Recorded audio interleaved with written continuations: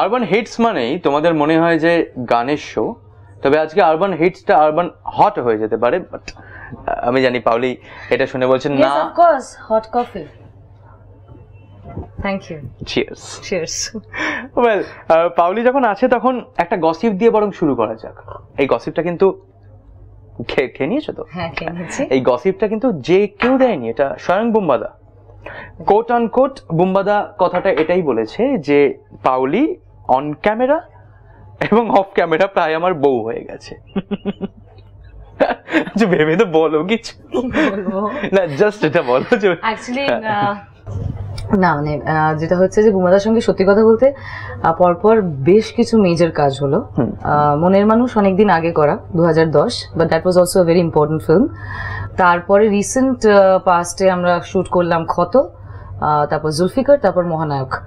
So তিন রকমের কাজ আর কি, মানে কত সময় আমাদের মানে ক্লাসটা মানে যে সময়কার কথা বলা হচ্ছিল 90s এর সময়টা, প্লাস যে সোসাইটি মানে মানে যে ক্লাসের কথা বলা হচ্ছিল সেইটা কম্পেয়ার টু দ্যাট, যখন আমরা জুলফিকার শুট করেছি, জুলফিকার উই প্লেড আ মুসলিম কাপল, ওকে, হ্যাঁ, যে মিটিয়া বুরুজ এরকম একটা জায়গা থেকে উঠে আসা আর কি।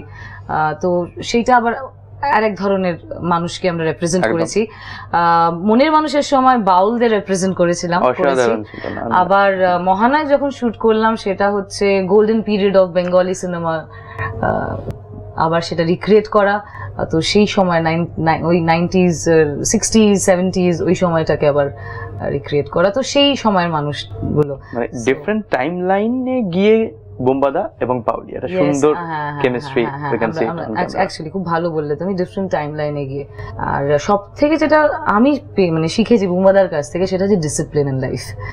মানে ডিসিপ্লিনড অ্যাক্টর বলতে যা বোঝা যায় যে বুম্বাদা absolutely starting from maintaining himself, খাবার, তারপর নিজের লুক নিয়ে এক্সপেরিমেন্ট করা, সেটাতেও সেটাও করেছে। অনেক কিছু শেখার আছে অ্যাকচুয়ালি। তো কিছুটা মানে ইটস বেটার টু বি ঘরওয়ালি, নট ওয়াই নট।